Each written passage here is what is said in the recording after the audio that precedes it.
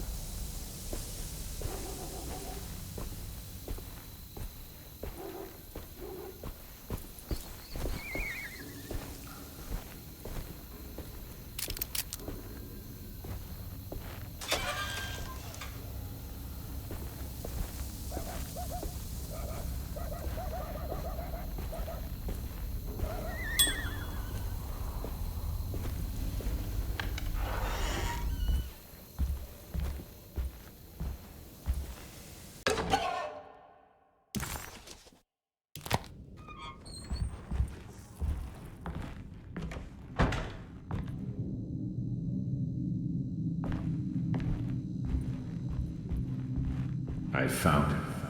In the hotel ledger, I recognized the handwriting of the signature, Ted Stryker. It was him. I could feel it. It was the kidnapper I was hunting. I put on my knuckles and hurried up to his room.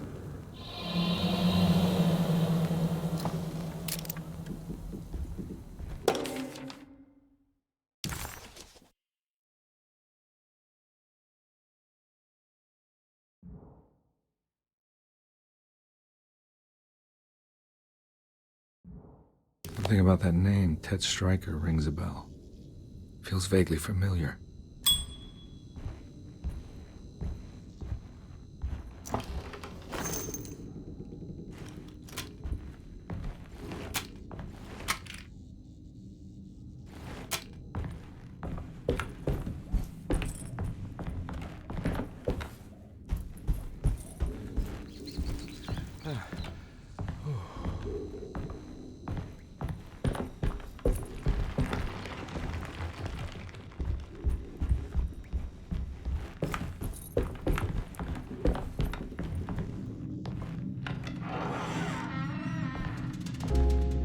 I recognize this room, but I didn't catch up with them here.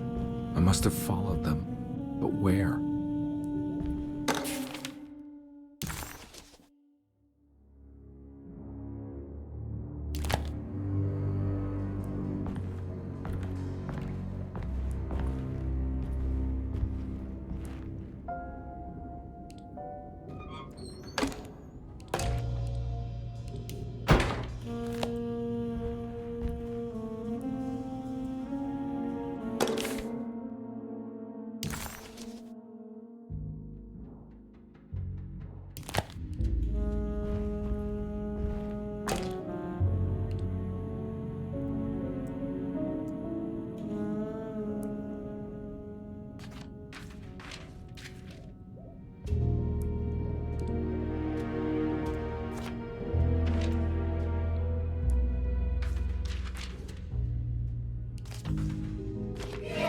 That's right, he was running away, ditching his old life and marriage in New Orleans to find something better in Tallahassee. And he took his daughter with him against the will of the mother. That's why she hired me. But I stopped him. I caught up with him at the Pearl River Bridge.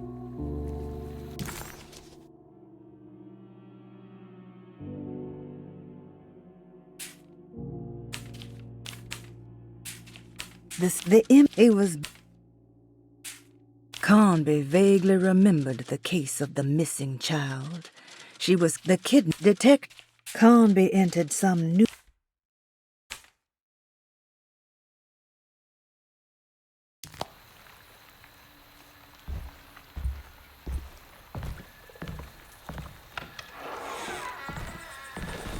Pearl River. This is where I caught up with them. This is what the Dark Man wanted me to revisit. But I'm still not seeing it. What am I forgetting?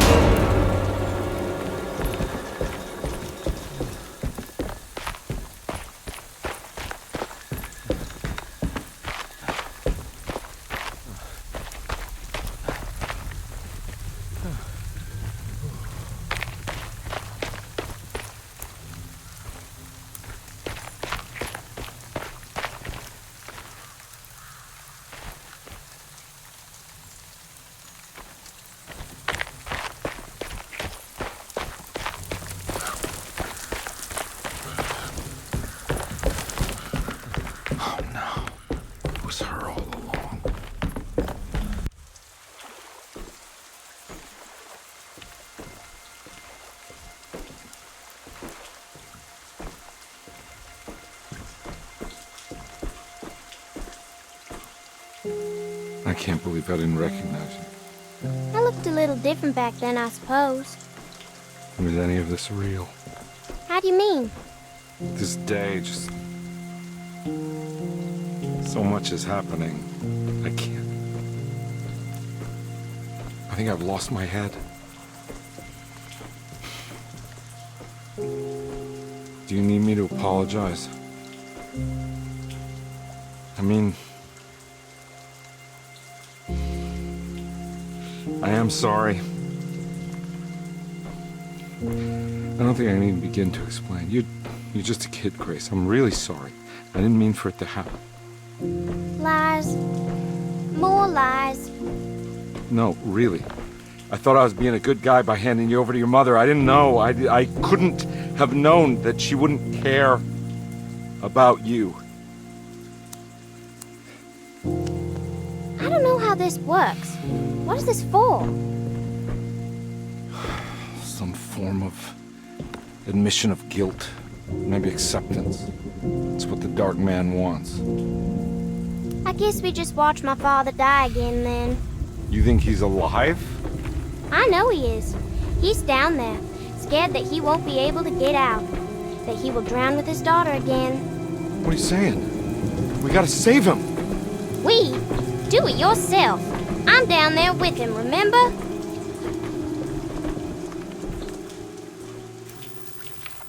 Can I really save them? This all happened so long ago. Carnby had run their car off the bridge. He pulled Grace out of the sinking car, but left her father to drown. He could have saved him. There was time. He just chose not to. Instead, he took Grace back to New Orleans and collected his paycheck. Find a way to get down there. I have to see it with my... There must be a way to save you both, right? Why else would I be here? Maybe the Dark Man just likes it when you suffer. There was...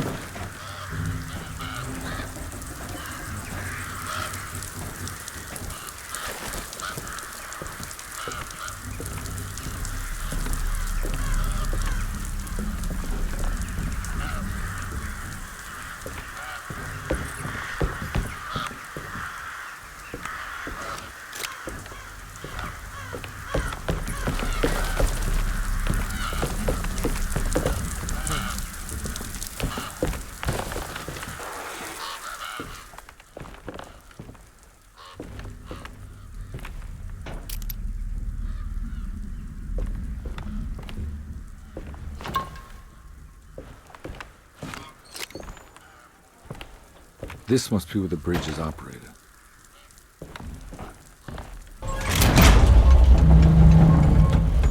Nothing's happening. It's like something's holding it back.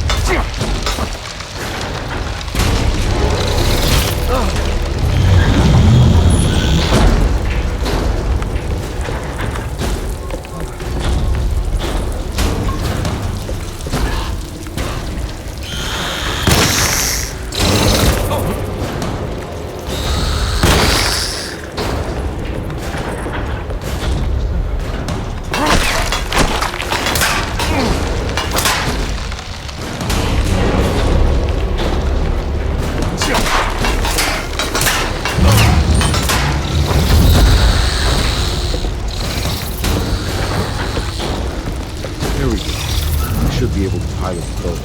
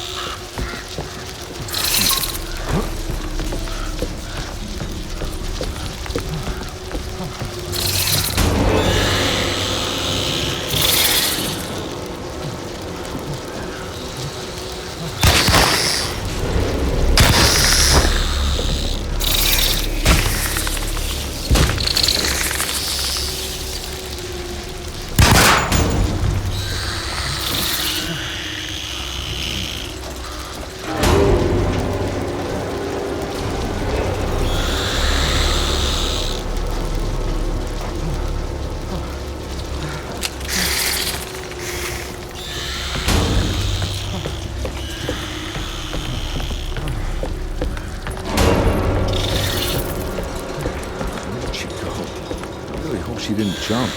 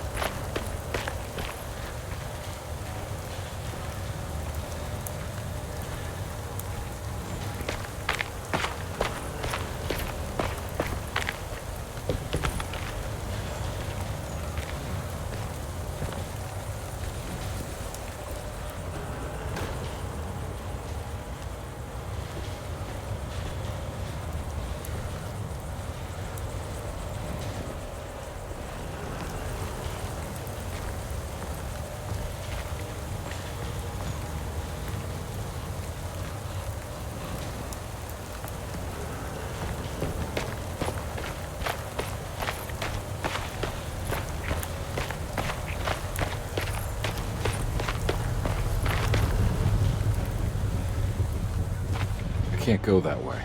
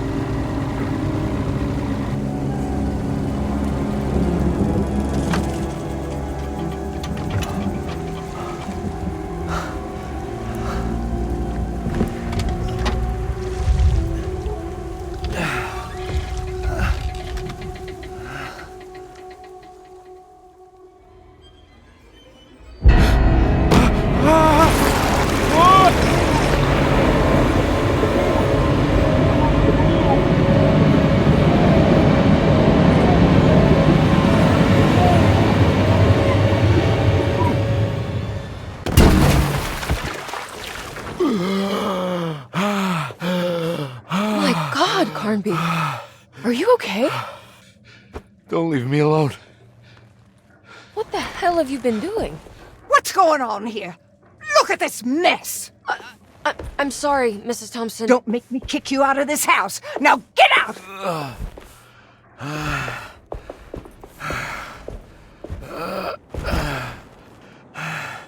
Hey, Detective. Mr. Carnby. I'm really worried about you. I'm okay. I just need to catch my breath for a moment. This place? There are some very disturbed figures around here. And I don't think it's just the patients. I've been reading some things about how Derceto has a deranging effect on people. I think it might explain... things. What? Just take it easy, okay? I'm gonna go find a way into Dr. Gray's apartment. I want to know what he's hiding. Emily, don't worry. I think I'm close. I'm gonna set everything right. Just be careful.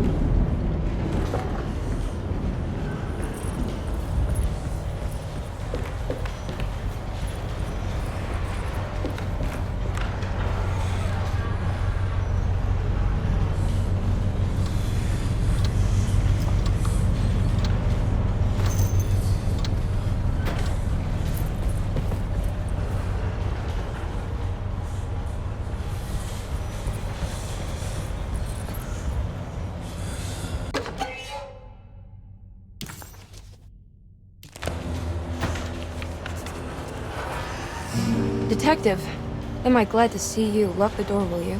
I don't think Dr. Gray would appreciate us snooping around. going on here? This feels so strange.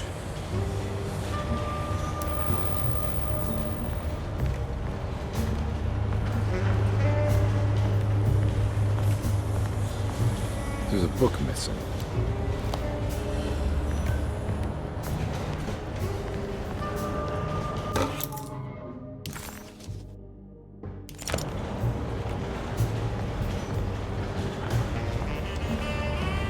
Have you found anything? What? Yeah, I've seen some things. Okay. Let me know if there is anything you want to talk about.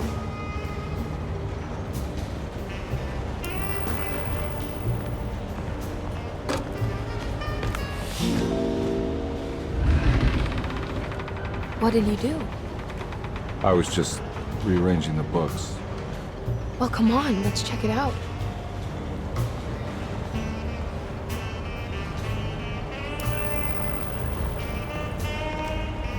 I think I'm beginning to understand. Dr. Gray is dealing with some kind of mass delusion.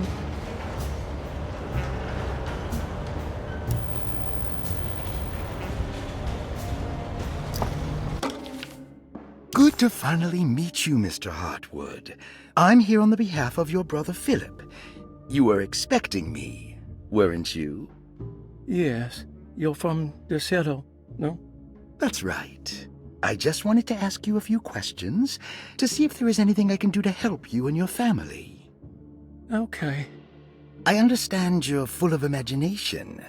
You make up a lot of things. I suppose. And you obsess over them, blurring reality and fiction. Sometimes. Do you want to tell me about the Dark Man? No, I don't. That's all right. Perhaps there is something else you can tell me. Something you know to be made up, but you hold dear. Juan? John? Who's John? No, Juan Luis Jorge. Oh, wait there a moment. Here, take a look. Is he... Oh, he is the author. It's a magnificent book. Life-changing even. The real Juan is long dead, but I like to think of him as my friend. My most beloved friend. I see. Do you often do this? Fantasize about people you read about? No. Well, there is Jacob. Who is Jacob? Turn to the last page. Oh, it's a newspaper article. The Prisoner of Ice, Jacob van Ostad. Is he also your beloved friend? Oh, no, Doctor. Not at all. He is the fire that fights fire. Yes, I think it's clear your overstimulated imagination, this mania, needs to be tempered for you to live a normal life. I know your family calls it the Hartwood curse, but I want you to know that there is nothing supernatural about your condition. It's all inside your head. And with that, I'm very qualified to deal with. In time, you will be cured. In time. Yes, in time we will exorcise all your demons, all the dark men. Yeah! Please, Mr. Hartwood, calm yourself. What happened? Oh, don't you worry your little head about it, Miss Hartwood. Your uncle and I just had our first breakthrough.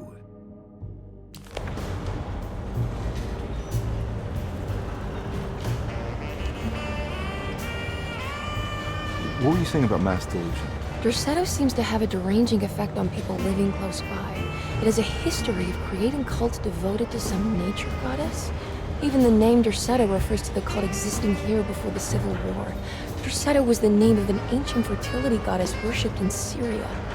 Dr. Gray and his friends, however, seem to prefer the black goat of the woods with 1,000 young, or Shub-Nigroth. And that name can only have come from my uncle's twisted mind.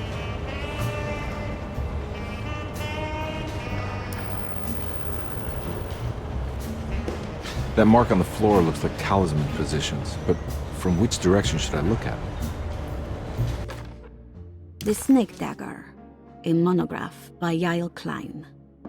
In Ludwig Prin's book on pagan rituals called The Mystery of the Grave, as translated by Nicholas Vachy, there are several references to a sacrificial dagger called the Snake Dagger.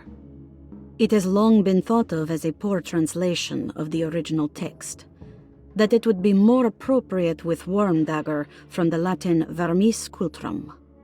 This seems natural following the recent consensus that the original title of Prin's book, De Vermis Mysteris, should literally translate to the mystery of the worm. However, this would take away from Vachy's great effort at translating the underlying meaning of the words and revealing several cultural beliefs. While Prin certainly was using the term worm as a symbol or synecdoche for death and the dead, which is made clear by the contents of the book, in the case of the dagger, we shouldn't be too hasty to dismiss his translation. Reading through Vachy's correspondence with his patron, it appears that he had more than just the Latin text at his disposal. Vachy had dug up Prin's living relatives and uncovered several cross-referenced historical texts and an actual snake dagger. The dagger was dated to the early Middle Kingdom of Egypt and had such a clear shape of a wave that Vachy considered calling it the sinusoidal blade. Knowing the full story, it seems prudent that he chose to translate it as snake and not worm. There are several reasons why this choice of word helps us understand the pagans that Prin's book attempts to describe. The symbolic value of the shape becomes more apparent when reading about the use for the dagger. In the passage of possession and exorcism, we find the snake dagger poisons the poisoner within the victim and is therefore pacified. Where the literal text would tell us that the worm dagger trumps the demon possessing the victim, it tells us nothing of their reasoning, only that somehow this dagger wins against the demon, like it had the better hand in poker. Vachy's translation allows us to follow the underlying logic to the ritual magic that is being performed. Poison the poisoner sounds like fighting fire with fire. That to hurt the demon possessing its victim, the priests would have to fight back with a power that is known to the evil they are fighting. The snake dagger is therefore not only a good way to describe its form, but it also helps us understand how it could be thought of as a useful tool for exorcism. Finally, it also helps us understand their relationship to lunacy, that it was thought of as something poisoning the mind rather than controlling it. What is also interesting to note is that the possessed are always considered poisoned in their head and not their heart. The snake dagger always went to the eye of the possessed, leaving them partially blind, if they had the good luck to survive.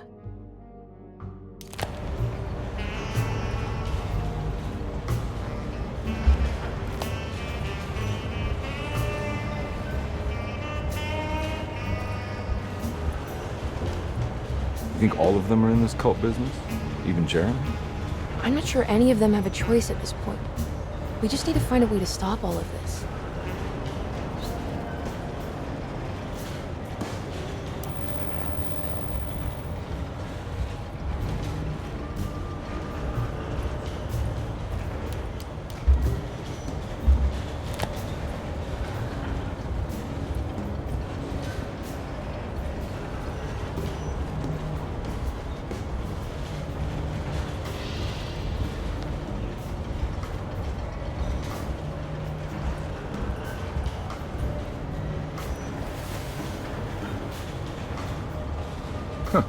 Has that been there this whole time?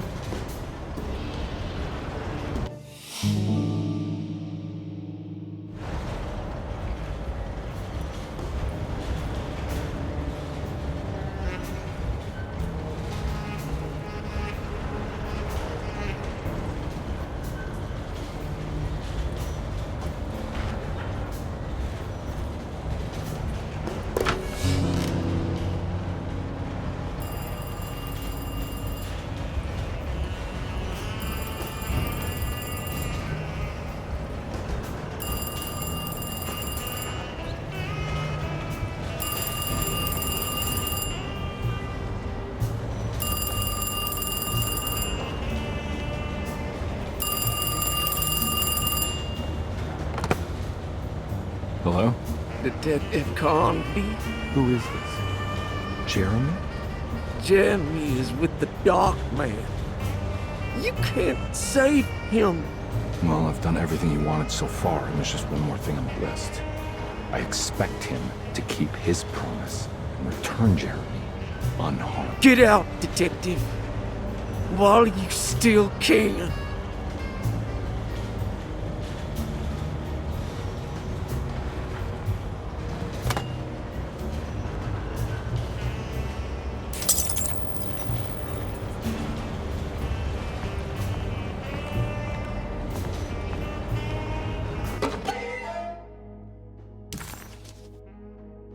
Okay.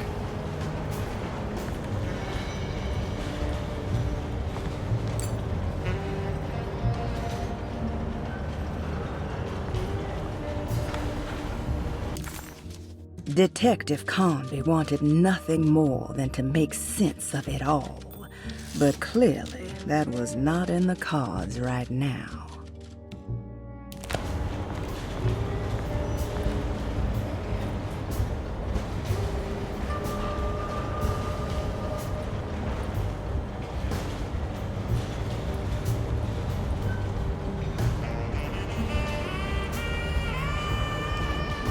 I've been so busy trying to free your uncle from the promise he made to the Dark Man, I guess I kind of just let everything else go. Don't worry, Detective. I feel like we're close. I'm sure Jeremy will turn up. If he is part of the cult, he wouldn't want to miss the Feast of St. John. I just need enough information to make him see the truth. I hope you're right, but I doubt he'll show up. Not as long as the Dark Man's got him hiding.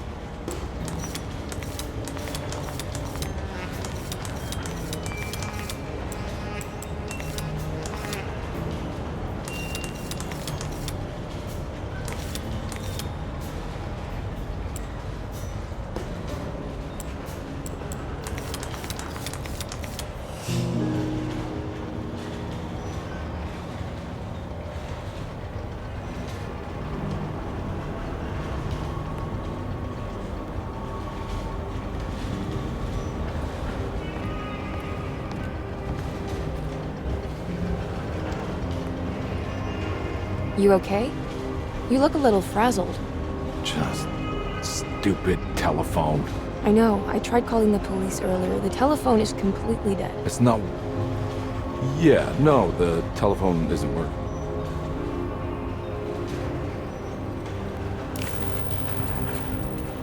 Detective Carnby was worried Emily could tell, that she could see the madness written on his face. But what if he was the only one seeing the truth? Could that still be the case? If only he could find evidence that would make her understand that he had seen beyond the veil, or at least something that would show her he was worth the money she was paying him.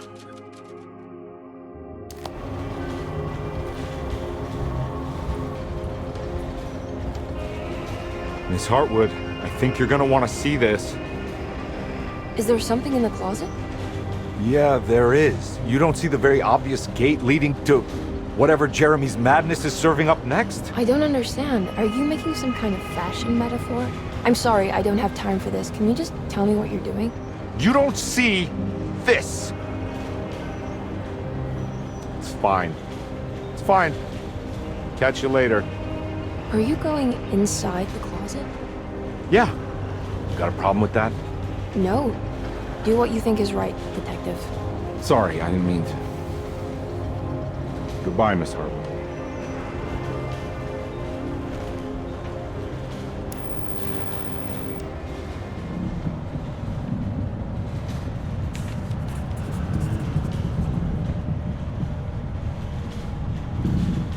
Disheartened by his failure to make Emily understand what he was doing, Detective Carnby actually felt better seeing the frozen hell before him. There was a finality to it. Its clear symbolic opposite to the dark man's desert made him realize this was the end. Soon it would all be over.